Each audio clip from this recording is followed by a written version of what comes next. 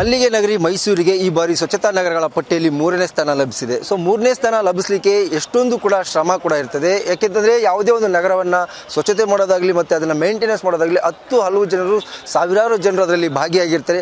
ಬಹಳ ಮುಖ್ಯವಾಗಿ ಇವತ್ತು ಮೈಸೂರಿಗೆ ಏನು ಒಂದು ಕಳೆದ ಬಾರಿ 8ನೇ ಸ್ಥಾನದಲ್ಲಿತ್ತು, ಈಗ 3ನೇ ಸ್ಥಾನಕ್ಕೆ ಬಂದಿರತಕ್ಕಂಥದ್ದು. ಸೊ ಆ 3ನೇ ಸ್ಥಾನಕ್ಕೆ ಬರಲಿಕ್ಕೆ ಹಲವರ ಶ್ರಮ ಕೂಡ ಇರುತ್ತೆ, ಯಾವುದೇ ಒಂದು ಪಟ್ಟ ಆಗಲಿ ಅಥವಾ ಒಂದು ಕಿರೀಟ ಆಗಲಿ ಲಭಿಸಲಿಕ್ಕೆ. ಸೊ ಅಂಥ ಒಂದು ಶ್ರಮ ಏನಿದೆ, ಆ ಶ್ರಮದ ಹಿಂದೆ ಇರ್ತಕ್ಕಂಥವ್ರು ಯಾರು ಮತ್ತು ಅವ್ರನ್ನ ಈಗ ನಾವು ವಿಶೇಷವಾಗಿ ಮಾತಾಡ್ತಾ ಹೋಗ್ತೀನಿ. ಬಹಳ ಮುಖ್ಯವಾಗಿ ಏನು ಪಾಲಿಕೆಯ ಅಧಿಕಾರಿಗಳಾಗಿರುವಂಥ ಜನಪ್ರತಿನಿಧಿಗಳಿರಲ್ಲ, ಅವರ ಶ್ರಮ ಕೂಡ ಬಹಳ ಮುಖ್ಯವಾಗಿರ್ತದೆ. ಸೊ ಈಗ ಮೈಸೂರಿಗೆ ಈಗ 3ನೇ ಸ್ಥಾನ ಬಂದಿರತಕ್ಕಂಥದ್ದು. ಸೊ ಅದ್ರ ಬಗ್ಗೆ ಜನಪ್ರತಿನಿಧಿಗಳು ಜೊತೆಗೆ ಅಧಿಕಾರಿಗಳು ಕೂಡ ಇದ್ದಾರೆ, ಅವ್ರನ್ನ ಮಾತಾಡ್ತಾ ಹೋಗ್ತಾ ಇದ್ದೀನಿ. ಮೈಸೂರು ಮಹಾನಗರ ಪಾಲಿಕೆಯ ಮಹಾಪೌರರಾಗಿ ತಾವು ಇವತ್ತು 3ನೇ ಸ್ಥಾನ ಬಂದಿರತಕ್ಕಂಥದ್ದು ಹೇಗೆ ಅನಿಸಿದೆ ಮತ್ತು ಹೇಗೆ ಫೀಲ್ ಆಗ್ತೀರಾ ಮೇಡಮ್? ನಾವು 1ನೇ ಸ್ಥಾನಕ್ಕೆ ಎಕ್ಸ್ಪೆಕ್ಟ್ ಮಾಡಿದ, ಯಾವಾಗಲೂ 1ನೇ ಸ್ಥಾನಕ್ಕೆ ಆದ್ಯತೆ ಕೊಡ್ತೀವಿ. ಅದೇ 3ನೇ ಸ್ಥಾನ ಬಂದಿರೋ ಸಹ ನಮಗೆ ಸಂತೋಷವಾದ ವಿಷಯನೇ. ಇವಾಗ ನಮಗೆ ಮಾರ್ಕ್ಸ್ ಡಿಫ್ರೆನ್ಸ್ ಅಂತ ನೋಡಿದಾಗ ಇದು ಅಂಬಿಕಾಪುರ್ಗೂ ನಮಗೂ ಏನು ಅಂಥ ಮಾರ್ಕ್ಸ್ ಡಿಫ್ರೆನ್ಸ್ ಏನಿಲ್ಲ, 15 ಮಾರ್ಕ್ಸ್ ಡಿಫ್ರೆನ್ಸ್ ಇದೆ. ಅದಕ್ಕೆ ಏನು 3ನೇ ಸ್ಥಾನವೂ ಖುಷಿಯಾಗೇ ಇದೆ ಸರ್. ನಮಗೆ 3ನೇ ಸ್ಥಾನವೂ ನಮಗೆ ಸಂತೋಷನೇ ತಂದಿದೆ ಸರ್. ಮುಂದಿನ ದಿನದಲ್ಲಿ ತಾವು ಇವತ್ತು ಯಾಕೆಂತಂದರೆ ಈ ಒಂದು ಪ್ರಶಸ್ತಿ ಸುಮ್ಮನೆ ಬರ್ತಕ್ಕಂಥದ್ದೆಲ್ಲ ಸಾಕಷ್ಟು ಶ್ರಮ ಇರುತ್ತೆ. ಅದರಲ್ಲಿ ಸಾರ್ವಜನಿಕರದಾಗಿರ್ಬೋದು, ಅಧಿಕಾರಿಗಳದ್ದಾಗಿರ್ಬೋದು ಮತ್ತು ಪೌರ ಕಾರ್ಮಿಕರದಾಗಿರ್ಬೋದು. ಸೊ ಅವರಿಗೆಲ್ಲ ಏನು ಹೇಳಕ್ಕೆ ಇಷ್ಟಪಡ್ತೀರಿ ಮೇಡಮ್? ಪ್ರತಿಯೊಬ್ಬರಿಗೂ ಮೊದಲನೇದಾಗಿ ಪೌರ ಕಾರ್ಮಿಕರಿಗೆ ಹಾಗೂ ನಮ್ಮ ನಗರ ಪಾಲಿಕೆ ಸದಸ್ಯರು, ಆಯುಕ್ತರು ಹಾಗೂ ಎಲ್ಲ ಸಿಬ್ಬಂದಿ ವರ್ಗದವರು ಪ್ರತಿಯೊಬ್ಬರು ಈ ಸರಿ ಫೀಲ್ಡ್ಗೆ ಇಳಿದಿದ್ರು ಸರ್. ಇವರು ಅಂತಲ್ಲ, ಎನ್ ಜಿ ಒಸ್ ಆಗಿರ್ಬೋದು, ಆಮೇಲೆ ಶ್ರೀಶಕ್ತಿ ಆಗಿರ್ಬೋದು, ಪ್ರತಿಯೊಬ್ಬರು ನಮ್ಮ ಜೊತೆ ಕೈ ಜೋಡಿಸು. ಆಮೇಲೆ ಶಾಲಾ ಮಕ್ಕಳು, ಆಮೇಲೆ ಕಾಲೇಜ್ ವಿದ್ಯಾರ್ಥಿಗಳು ಪ್ರತಿಯೊಬ್ಬರು ನಮ್ಮ ಜೊತೆ ಕೈ ಜೋಡಿಸಿದ್ರು ಸರ್. ಇಂಡಿವಿಜುವಲ್ ಆರ್ಗನೈಸೇಷನ್ಸ್ ಎಲ್ಲರೂ ನಮ್ಮ ಜೊತೆ ಕೈ ಜೋಡಿಸಿದ್ದಾರೆ ಸರ್. ಈ ಬಾರಿ ಮೇಡಮ್, ಈ ಬಾರಿ ಪ್ರಥಮ ಸ್ಥಾನ ಕೈ ತಪ್ಪಲಿಕ್ಕೆ ಎಲ್ಲಿ ಹಿಡಿದಿದ್ದೀರಿ ಅಂತ? ನಮ್ಮದು ODF ಅದು ಪ್ಲಸ್ ಆಗಬೇಕಾಗಿತ್ತು, ನಮ್ಮದು ODF ಪ್ಲಸ್ ಮಾತ್ರ ಆಯಿತು. ಅಲ್ಲೊಂದು ಸ್ವಲ್ಪ ಹಿಡಿದಿದ್ದೀವಿ. ಆಮೇಲೆ ಇದು ಇಂಡೋರ್ದು ಏನಾಗಿದೆ ಅಂದರೆ ಲ್ಯಾಂಡ್ ಫಿಲ್ಲಿಂಗ್ ಸೈಟ್ಸ್ನಲ್ಲಿ ಅವರು ಪಾರ್ಕಿಂಗ್ ವ್ಯವಸ್ಥೆ ಸಹ ಮಾಡಿದ್ದಾರೆ. ಅದು ನಮ್ಮ ಲ್ಯಾಂಡ್ ಫಿಲ್ಲಿಂಗ್ ಸೈಟ್ದು ನಾವು ಇನ್ನೊಂದು ಸ್ವಲ್ಪ ಡೆವಲಪ್ ಮಾಡಬೇಕಾಗುತ್ತೆ ಸರ್. ಅಲ್ಲಿ ನಾವು ಹಿಡಿದಿದ್ದೀವಿ ಅಂತ ಹೇಳೋದು. ಓಕೆ, ಈ ಬಾರಿ 3ನೇ ಪ್ರಶಸ್ತಿ 3ನೇ ಒಂದು ಸ್ಥಾನಕ್ಕೆ ಬಂದಿರೋದಕ್ಕೆ ಸಾಕಷ್ಟು ಶ್ರಮ ಇದೆ ಅಂತ ಕೂಡ ಹೇಳಿದ್ರಿ ನೀವು. ಸೊ ಮೈಸೂರು ಮಹಾಜನರಿಗೆ ಏನು ಹೇಳಕ್ಕೆ ಇಷ್ಟಪಡ್ತೀರಾ? ಮೊದಲನೇದಾಗಿ ಅವ್ರಿಗೆಲ್ಲ ಧನ್ಯವಾದಗಳು ಹೇಳ್ತೀವಿ. ಇದು ಮೈಸೂರು ಮಹಾನಗರ ಪಾಲಿಕೆ ಕ್ಲೀನ್ಲಿನೆಸ್ ಅನ್ನೋದು ಮೈಸೂರು ನಗರ ಪಾಲಿಕೆ ಮಾತ್ರ ಅಲ್ಲ, ತಾವುಗಳು ಸಾರ್ವಜನಿಕರು ನಮ್ಮ ಜೊತೆ ಕೈ ಜೋಡಿಸಿದ್ರೆ ಮಾತ್ರ ನಾವು ಕ್ಲೀನಸ್ ಸಿಟಿ ಅಂತ ನಾವು ಕೈಗೊಳ್ಬೋದು. ಅದರಿಂದ ಅವ್ರುಗಳ ಸಾರ್ವಜನಿಕರು ನಮ್ಮ ಜೊತೆ ಕೈ ಜೋಡಿಸ್ಬೇಕು ಸರ್ ಈ ನಿಟ್ಟಿನಲ್ಲಿ. ಸರ್, ಉಪ ಮಹಾಪೌರರಾಗಿ 3ನೇ ಸ್ಥಾನ ಬಂದಿದೆ ಇವತ್ತು ಕ್ಲೀನ್ ಸಿಟಿ ಅಂತ. 2 ಬಾರಿ ಪ್ರಥಮ ಸ್ಥಾನ ಕೂಡ ಬಂದಿತ್ತು. ಸೊ ತಮಗೆ ಈ ಸಂದರ್ಭದಲ್ಲಿ ಏನು ಹೇಳಕ್ಕೆ ಇಷ್ಟಪಡ್ತೀವಿ ಸರ್? ನನಗೆ ಇದು 3ನೇ ಸ್ಥಾನ ಆದರೂ ಭಾಳ ಸಂತೋಷ ತಂದಿದೆ. ಯಾಕಂದರೆ ಲಾಸ್ಟ್ ಇಯರು 8ನೇ ಸ್ಥಾನ ಬಂದಿತ್ತು.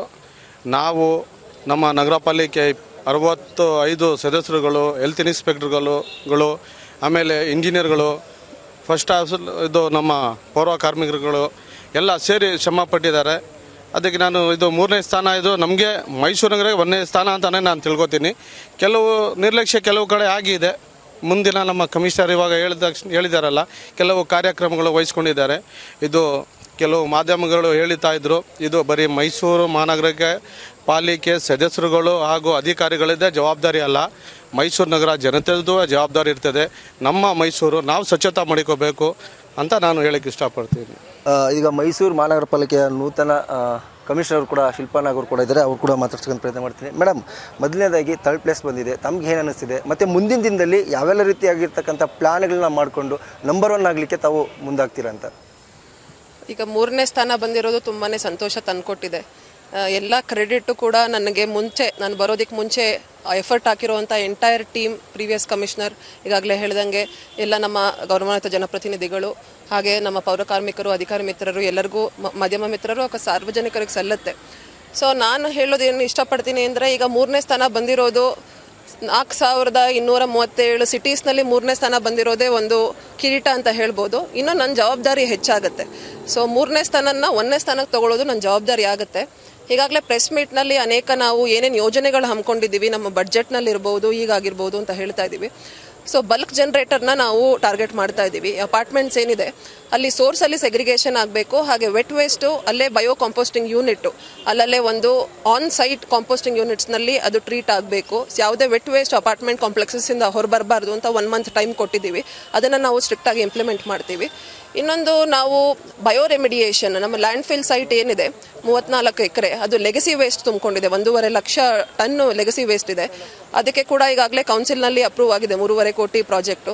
ಸೊ ಅದನ್ನು ನಾವು ಈ 1 ವರ್ಷದೊಳಗಡೆ ಸುಮಾರು 8 ರಿಂದ 10 ತಿಂಗಳೊಳಗಡೆ ಅದನ್ನು ಪೂರ್ತಿ ಕ್ಲಿಯರ್ ಮಾಡಿ ಅಲ್ಲಿ ಒಂದು ಗ್ರೀನ್ ಸ್ಪೇಸ್ ಕ್ರಿಯೇಟ್ ಮಾಡಿದ್ರೆ ಮೈಸೂರಿಗೆ ನಾವು ಒಳ್ಳೆ ಕೊಡುಗೆ ಕೊಟ್ಟಂಗಾಗತ್ತೆ.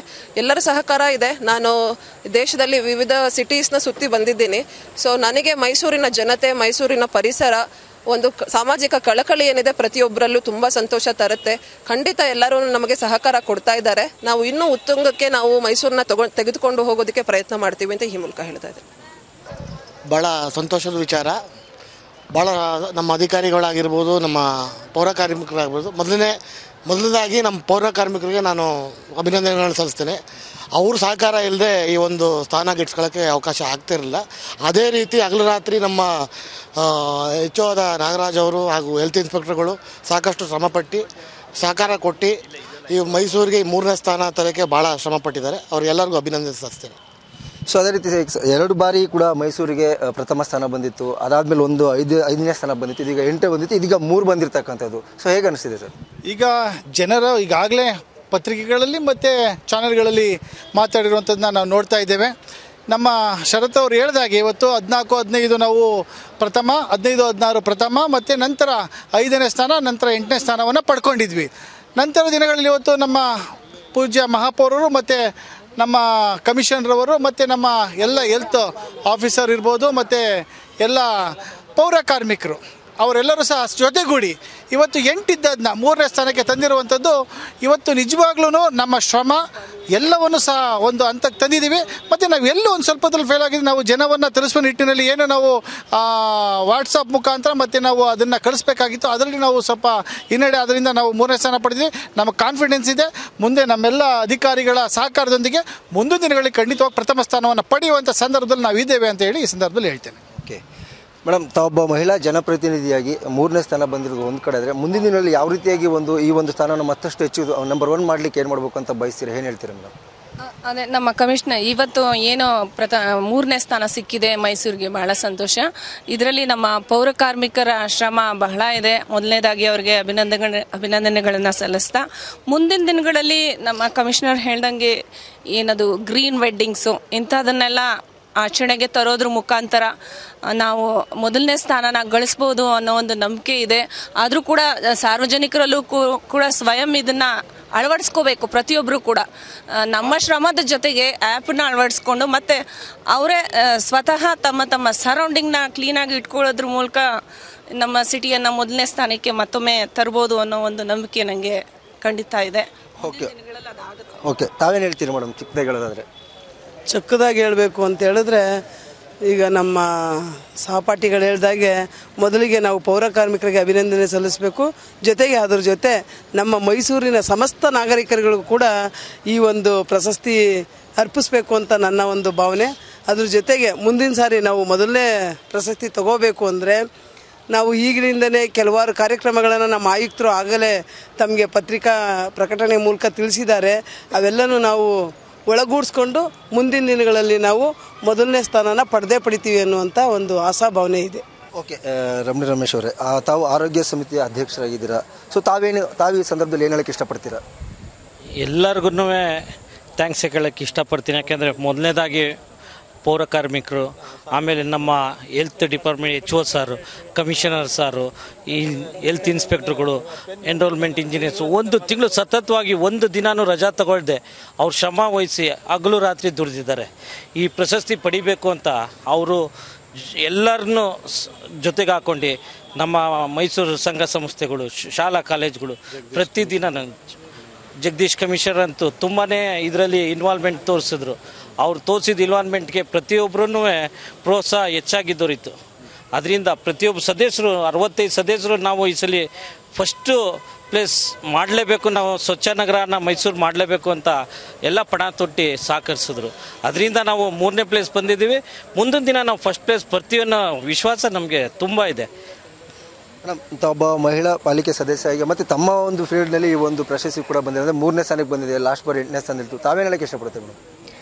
ಸರ್, ನಮಗೆ 3ನೇ ಸ್ಥಾನವನ್ನು ನಾವು ನಿರೀಕ್ಷೆ ಮಾಡೋಕ್ಕಿಂತ ಫಸ್ಟು ನಮ್ಮದು ಮೈಸೂರು ಯಾವಾಗಲೂ ನಂಬರ್ 1 ಸಿಟಿ, ನಮಗೆ ನಂಬರ್ 1 ಸ್ಥಾನನೇ ಬರುತ್ತೆ ಅಂತ ನಾನು ನಿರೀಕ್ಷೆಯನ್ನು ಇಟ್ಕೊಂಡಿದ್ದೆ.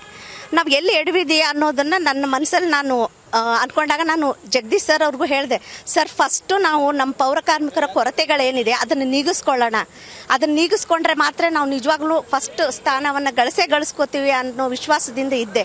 ಆದರೆ ಅವರು ಇಲ್ಲ ಮೇಡಮ್, ಅದು ಸರ್ಕಾರ ಮಟ್ಟದಲ್ಲಿದೆ, ಇರೋಷ್ಟು ಕಾರ್ಮಿಕರನ್ನೇ ನಾವು ಅವ್ರ ಮೇಲೆ ಸ್ವಲ್ಪ ಒತ್ತಡ ಹಾಕಿ ಮಾಡಿಸಿದ್ವಿ. ಆದರೂ ನಾವು ತುಂಬ ಒತ್ತಡದಿಂದ ಮಾಡಿಸೋಕ್ಕೂ ನಮಗೆ ಕಷ್ಟ ಆಯಿತು. ನಾವು ಅವ್ರ ಜೊತೆ ಸೇರಿಕೊಂಡು ನಗರ ಪಾಲಿಕೆ 65 ನಗರ ಪಾಲಿಕೆ ಸದಸ್ಯರು, ಅಧಿಕಾರಿಗಳು, ಮತ್ತು ಇವರು ನಾವು ಒಬ್ಬರೇ ಅಂತ ಅಲ್ಲ, ಪ್ರತಿಯೊಬ್ಬರು ಶಿಕ್ಷಣ ವೃಂದದಿಂದ ಆಗಿರ್ಬೋದು, ಡಾಕ್ಟರ್ಸ್ ಆಗಿರ್ಬೋದು, ಲಾಯರ್ಸ್ಗಳಾಗಿರ್ಬೋದು, ಜಡ್ಜಸ್ ಆಗಿರ್ಬೋದು, ಪ್ರತಿಯೊಂದು ಸಂಘ ಸಂಸ್ಥೆಗಳಾಗಿರ್ಬೋದು, ಎಲ್ಲರೂ ಮೈಸೂರಿನ ಜನತೆಗೆ ಕೈ ಜೋಡಿಸಿದ್ರು ನಮ್ಮ ಜೊತೆ. ಮಕ್ಕಳಿಂದ ಹಿಡಿದು ಯುವಕರವರೆಗೂ ಉತ್ಸಾಹದಿಂದ ನಮ್ಮ ಜೊತೆ ಬಂದರು, ಕೈ ಜೋಡಿಸಿದ್ರು. ಅದಕ್ಕೆ ನಾವು 3ನೇ ಸ್ಥಾನವನ್ನು ಬಂದಿದ್ದೀವಿ. ಮುಂದಿನ ದಿನಗಳಲ್ಲಿ ನಾವು 1ನೇ ಸ್ಥಾನವನ್ನು ಮುಟ್ತೀವಿ ಅನ್ನೋ ವಿಶ್ವಾಸ ನಮಗಿದೆ ಸರ್. ಇನ್ನು ಈ ಒಂದು ಪ್ರಶಸ್ತಿಗೆ ಸಂಬಂಧಪಟ್ಟಂತೆ ನಮ್ಮ ಜೊತೆ ಮಾತಾಡಲಿಕ್ಕೆ ಆರೋಗ್ಯ ಅಧಿಕಾರಿಗಳಂತ ಡಾಕ್ಟರ್ ನಾಗರಾಜ್ ಅವರು ಇದ್ದಾರೆ. ಸರ್, ಮೊದಲನೇದಾಗಿ ಈಗ ತಮಗೆ ಈ ಒಂದು 3ನೇ ಸ್ಥಾನ ಬಂದಿರೋದು ಹೇಗೆ ಅನಿಸ್ತಿದೆ ಸರ್? ಖಂಡಿತ ನಮಗೆ ಕಳೆದ ವರ್ಷಕ್ಕೆ ಹೋಲಿಸಿದ್ರೆ ಸಂಪೂರ್ಣ ಸಮಾಧಾನ ಇದೆ. ಈ ವರ್ಷ ಭಾಳಷ್ಟು ಚಾಲೆಂಜಸ್ ಇತ್ತು ನಮಗೆ. ಕೇವಲ ಜನವರಿ 4ಕ್ಕೆ ಸ್ಟಾರ್ಟ್ ಆಗಿ ಸ್ವಚ್ಛ ಸರ್ವೇಕ್ಷಣೆ 2019, ಜನವರಿ 31. ಕಳೆದ ಬಾರಿ ಎಲ್ಲ ನಮಗೆ 90 ದಿವಸದ ಒಂದು ಕಾಲ ಪ್ರಕ್ರಿಯೆ ಇತ್ತು. ಅದರೆಲ್ಲ ಏನೇನು ತಯಾರಿಗಳು ಮಾಡ್ಕೊಳ್ಳಿಕ್ಕೆ ಅವಕಾಶ ಇತ್ತು.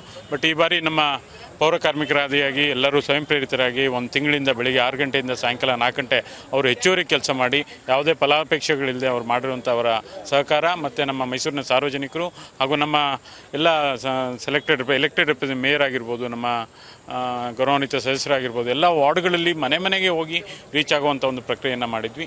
ಹಾಗಾಗಿ ಇವೆಲ್ಲ ಇವತ್ತಿನ ಪ್ರತಿಫಲ ನಾವು 3ನೇ ಸ್ಥಾನಕ್ಕೆ ಬಂದಿದ್ವಿ. ಸರ್, ಒಂದು ಸಂಕ್ಷಿಪ್ತವಾಗಿ ಈ ಒಂದು ಏನೇನು ಮಾನದಂಡಗಳಿರ್ತವೆ ಅನ್ನೋದ್ರ ಬಗ್ಗೆ ಹೇಳೋದಾದ್ರೆ, ಸ್ವಚ್ಛತಾ ನಗರಿ ಬಗ್ಗೆ ಏನೇನು ಮಾನದಂಡಗಳಿತ್ತು, ಈ ಬಾರಿ ಏನೇನು ಅದನ್ನು ಅಳವಡಿಸ್ಕೊಂಡಿದ್ರು, ಯಾವ ರೀತಿ ಇವತ್ತು ಸ್ವಚ್ಛತಾ ಸರ್ವೇಕ್ಷಣೆಯವರು ನಿರ್ಧಾರ ಮಾಡಿದರು ಅನ್ನೋದ್ರ ಬಗ್ಗೆ ತಾವೇನೋ ಸ್ವಲ್ಪ ಸಂಕ್ಷಿಪ್ತವಾಗಿ ಹೇಳೋದಾದ್ರೆ? ಅಲ್ಲ, ಈ ಬಾರಿ ನಾವು ಕಳೆದ ಬಾರಿ ಹೋಲಿಸಿದ್ರೆ ಭಾಳಷ್ಟು ಪ್ರಗತಿ ಸಾಧಿದ್ವಿ. ಎಸ್ಪೆಷಲಿ ನಮ್ಮ ಸಿಟಿ ಸ್ಯಾನಿಟೇಷನ್ ಪ್ಲಾನ್ ಪ್ರಕಾರ ನಮ್ಮಲ್ಲಿ ಇರುವಂಥ ಎಲ್ಲ ಪಬ್ಲಿಕ್ ಟಾಯ್ಲೆಟ್ಗಳು ಎವ್ರಿ 500 ಮೀಟರ್ಸ್ ಟು 1 ಕಿಲೋಮೀಟರ್ ಒಳಗಡೆ ಒಂದು ಪಬ್ಲಿಕ್ ಟಾಯ್ಲೆಟ್ ಇರಬೇಕಂತ ಒಂದು ಏನು ಅವರ ಇದು ಇತ್ತು. ಅದಕ್ಕೂ ನಾವು ಮಾನದಂಡಗಳಿಗೆ ನಾವೆಲ್ಲ ಸಿದ್ಧತೆಗಳನ್ನ ಮಾಡಿಕೊಂಡೇ ಮಾಡಿದ್ವಿ. ಅದೇ ರೀತಿ ಈ ಬಾರಿ ಗಾರ್ಬೇಜ್ ಫ್ರೀ ಸಿಟಿ, ಇಡೀ ದೇಶದಲ್ಲಿ ಕೇವಲ 3 ನಗರಗಳು ಮಾತ್ರ ಗಾರ್ಬೇಜ್ ಮುಕ್ತ ನಗರಗಳು ಅಂತ ಘೋಷಣೆ ಮಾಡಿಕೊಂಡು ಅದರಲ್ಲಿ ಥರ್ಡ್ ಪಾರ್ಟಿ ಇನ್ಸ್ಪೆಕ್ಷನ್ ಕೂಡ ಆಗಿತ್ತು. ಅದು ಭಾಳ ನಾವು ಹೆಚ್ಚುವರಿಯಾಗಿ ಅದೊಂದು ಪ್ರಗತಿ ಸಾಧಿಸಿವಿ ಅಂತಲೇ ನಾನು ಹೇಳಲಿಕ್ಕೆ ಇಷ್ಟಪಡ್ತೇನೆ. ಸ್ವಚ್ಛತಾ ಸರ್ವೇಕ್ಷಣಾ ಒಂದು ಟೀಮ್ ಏನು ಬಂದಿತ್ತು ಕೇಂದ್ರದಿಂದ, ಅವ್ರು ಯಾವೆಲ್ಲ ರೀತಿಯಾಗಿರ್ತಕ್ಕಂಥ ಮಾನದಂಡಗಳನ್ನ ನಿಮ್ಮ ಮುಂದೆ ವ್ಯಕ್ತಪಡಿಸಿದ್ರು ಮತ್ತು ಅದಕ್ಕೆ ಯಾವ ರೀತಿಯಾಗಿ ಅವರು ಪರೀಕ್ಷೆಗಳನ್ನು ಕೂಡ ಮಾಡಿದ್ರು ಅಂತ ಹೇಳೋದಾದ್ರೆ? ಇಲ್ಲ, ನಮಗೆ ಡಿಸೆಂಬರ್ ತಿಂಗಳಲ್ಲೇ ಒಂದು ಟೂಲ್ ಅಸೆಸ್ಮೆಂಟ್ ಕಿಟ್ ಕೊಟ್ಟಿದ್ರು. ಅದರ ಪ್ರಕಾರವಾಗಿ ನಾವು ಭಾಳಷ್ಟು ಮೀಟಿಂಗ್ಗಳನ್ನ ಮಾಡ್ಕೊಂಡಿದ್ವಿ, ಪೂರ್ವ ತಯಾರಿಗಳನ್ನ ಮಾಡ್ಕೊಂಡಿದ್ವಿ, ಸೆಲ್ಫ್ ಅಸೆಸ್ಮೆಂಟ್ ಮಾಡ್ಕೊಂಡಿದ್ವಿ. ಈ ಹಿನ್ನೆಲೆಯಲ್ಲಿ ನಾವು ನಗರ ಪಾಲಿಕೆಗೆ ಸ್ವಚ್ಛ ಸರ್ವೇಕ್ಷಣೆ 2019ಕ್ಕೆ ಏನೇನು ಸಿದ್ಧತೆಗಳನ್ನ ಮಾಡಿಕೊಂಡು ಸಂಪೂರ್ಣ ತಯಾರಿಯನ್ನು ಮಾಡಿಕೊಂಡೆ ನಾವು ಸ್ವಚ್ಛ ಸರ್ವೇಕ್ಷಣೆ 2019ಕ್ಕೆ ಕಾಲಿಟ್ಟಿದ್ವಿ. ಅದರ ಖಂಡಿತ ನಾವು 3ನೇ ಸ್ಥಾನ ಬಂದಿರೋದು ನಮಗೆಲ್ಲ ಒಂದು ಕಡೆ ನೆಮ್ಮದಿ ಇದೆ. ಬಟ್ ಆದರೂ ಮೈಸೂರು ನಗರ ಯಾವತ್ತಿದ್ರೂ ದೇಶದ 2 ಬಾರಿ ಸ್ವಚ್ಛ ನಗರ ಅಂತ ಹೇಳಿಕೆಯನ್ನು ಪಡೆದುಕೊಂಡಿದೆ. ಅದು ಏನು ನ್ಯೂನತೆಗಳಿದೆ ಅದನ್ನು ನಾವು ಈಗಾಗಲೇ ಒಂದು ಅಸೆಸ್ಮೆಂಟ್ ಕೂಡ ಮಾಡ್ತಾಯಿದ್ವಿ, ಅನಾಲಿಸಿಸ್ ಮಾಡ್ತಾಯಿದ್ವಿ. ಮುಂದಿನ ದಿನಗಳಲ್ಲಿ ಅವನ್ನೆಲ್ಲ ಸರಿಪಡಿಸಿಕೊಂಡು ಬಹುಶಃ ಮುಂದಿನ ವರ್ಷ ನಾವು ಪ್ರಥಮ ಸ್ವಚ್ಛ ನಗರಕ್ಕೆ ಖಂಡಿತ ಪಡೆದುಪಡಿತೀವಿ ಅಂತ ಒಂದು ವಿಶ್ವಾಸ ಇದೆ. ಓಕೆ, ಮೈಸೂರು ಅಂದರೆ ಪ್ರವಾಸಿಗರ ನಗರ ಕೂಡ, ಯಾವಾಗಲೂ ಕೂಡ ಸಹಜವಾಗಿ ಜನರು ಹೋಗ್ತಾ ಇರ್ತಾರೆ, ಬರ್ತಾ ಇರ್ತಾರೆ. ಆ ನಿಟ್ಟಿನಲ್ಲಿ ಪೌರ ಕಾರ್ಮಿಕರದ್ದು ಕೂಡ ಬಹಳ ಒಂದು ಪ್ರಮುಖವಾದಂಥ ಪಾತ್ರ ಇರ್ತದೆ. ಸೊ ದಸರಾ ಸಂದರ್ಭದಲ್ಲಾಗಿರ್ಬೋದು, ಬಾಕಿ ಉಳಿದ ಸಂದರ್ಭದಲ್ಲೂ. ಸೊ ಹಾಗಾಗಿ ಆ ಪೌರ ಕಾರ್ಮಿಕರ ಸಂಘದ ಅಧ್ಯಕ್ಷರು ಮಾರಾ ಅವರು ಕೂಡ ನಮ್ಮ ಜೊತೆ ಇದ್ದಾರೆ, ಅವ್ರನ್ನ ಮಾತಾಡ್ಸೋಣ. ಸರ್, ಈಗ ಪೌರ ಕಾರ್ಮಿಕರು ಕೂಡ ಎಲ್ಲರೂ ಕೂಡ ಹೇಳ್ತಾರೆ ಪೌರ ಕಾರ್ಮಿಕರಿಗೆ ಸಲ್ಲಬೇಕು ಅಂತ. ಸೊ ಒಟ್ಟಿನಲ್ಲಿ 8ರಿಂದ 3ನೇ ಸ್ಥಾನಕ್ಕೆ ಜಂಪ್ ಆಗಿದ್ದೀರಾ, ಮೇಲೆ ಬಂದಿದ್ದೀವಿ ನಾವು ಇನ್ನೂ ಕೂಡ. ಸೊ ಇದ್ರ ಬಗ್ಗೆ ಈ ಸಂದರ್ಭದಲ್ಲಿ ಏನು ಹೇಳೋಕ್ಕೆ ಇಷ್ಟಪಡ್ತೀರಾ ಸರ್ ತಾವು? ಫಸ್ಟು ನಮ್ಮ ಎಲ್ಲ ಪೌರ ಕಾರ್ಮಿಕರಿಗೂ ನಮ್ಮ ಧನ್ಯವಾದಗಳು ಹೇಳಬೇಕಾಗ್ತದೆ ಸರ್. ಇವತ್ತೇನು ನಮ್ಮ ಮೈಸೂರು ನಗರ ಇವತ್ತು 3ನೇ ಸ್ಥಾನಕ್ಕೆ ಬರಬೇಕಾದ್ರೆ ಪೌರ ಕಾರ್ಮಿಕರ ಶ್ರಮ ಎಲ್ಲರ ಬಾಯಲ್ಲಿ ಅದೇ ಬರುತ್ತೆ. ಅವ್ರ ಶ್ರಮನೇ ಇವತ್ತು 3ನೇ ಸ್ಥಾನಕ್ಕೆ ಬಂದೈತೆ. ಇದರಲ್ಲಿ ನಮ್ಮ ಕಾರ್ಪೊರೇಟರ್ಗಳು ಮತ್ತು ಸಂಬಂಧಪಟ್ಟ ಅಧಿಕಾರಿಗಳು ಎಲ್ಲರೂ ಸಹಕಾರದಿಂದ ಇವತ್ತು ನಮ್ಮ ಪೌರ ಕಾರ್ಮಿಕರ ಎಲ್ಲರ ಶ್ರಮದಿಂದ ಇವತ್ತು ನಂಬರ್ 3ನೇ ಸ್ಥಾನಕ್ಕೆ ಬಂದಿದೆ. ಇನ್ನು ಕೂಡ ನಮ್ಮ ಪೌರ ಕಾರ್ಮಿಕರಿಗೆ ಹೆಚ್ಚಿನ ರೀತಿಗೆ ಇನ್ನು ಪೌರ ಕಾರ್ಮಿಕರನ್ನ ಈ ಮೈಸೂರು ನಗರನ ವಿಶೇಷವಾಗಿ ಹೆಚ್ಚುವರಿ ಜನ ಕೊಟ್ಟು ಇನ್ನು ನಂಬರ್ 1 ಸ್ಥಾನ ಪಡೆಯಲು ಅವಕಾಶ ಮಾಡಿಕೊಡ್ಬೇಕಂತ ನಾವು ಸಾರ್ವಜನಿಕರು ಕೂಡ ಈ ಸರಿ ಕೈ ಜೋಡಿಸಿದ್ದಾರೆ ಅಂತ ಹೇಳಿ ನನ್ನ ಮಾತುಗಳು ಮುಗಿಸ್ತೇನೆ. ಇದಿಷ್ಟು ಇದೀಗ ಏನು ಸಾಂಸ್ಕೃತಿಕ ನಗರಿ ಮೈಸೂರೇನಿದೆ ದೇಶದಲ್ಲಿಯೇ ಏನು ಸ್ವಚ್ಛತಾ ಪಟ್ಟಿಯಲ್ಲಿ 3ನೇ ಸ್ಥಾನಕ್ಕೆ ಬಂದಿರತಕ್ಕಂಥದ್ದು. ಕಳೆದ ಬಾರಿ 8ನೇ ಸ್ಥಾನದಲ್ಲಿ ಇಷ್ಟು ಕೂಡ ಒಂದು ಸಾಧನೆ ಆಗಿರ್ತಕ್ಕಂಥದ್ದು. ಸೊ ಈ ಸಾಧನೆ ಎಲ್ಲರ ಒಂದು ಶ್ರಮ ಆಗಿರ್ತಕ್ಕಂಥದ್ದು. ಆ ನಿಟ್ಟಿನಲ್ಲಿ ಮುಂದಿನ ದಿನದಲ್ಲಿ ನಾವು ಮತ್ತಷ್ಟು ಶ್ರಮ ಹಾಕೋದ್ರ ಮೂಲಕ ನಂಬರ್ 1 ಸ್ವಚ್ಛತಾ ನಗರ ಪಟ್ಟವನ್ನು ಮತ್ತೊಮ್ಮೆ ಪಡಿತೀವಿ ಅಂತಕ್ಕಂಥ ಮಾತುಗಳನ್ನು ಇಲ್ಲಿನ ಪಾಲಿಕೆ ಅಧಿಕಾರಿಗಳು ಜನಪ್ರತಿನಿಧಿಗಳು ನಮ್ಮೊಟ್ಟಿಗೆ ಹಂಚ್ಕೊಂಡಿರ್ತಕ್ಕಂಥದ್ದು. ಕ್ಯಾಮ್ರಾ ಪರ್ಸನ್ ವಿಘ್ನೇಶ್ ಜೊತೆ ಲಕ್ಷ್ಮೀಪತಿ, ಫಾಸ್ಟ್ ನ್ಯೂಸ್, ಮೈಸೂರು.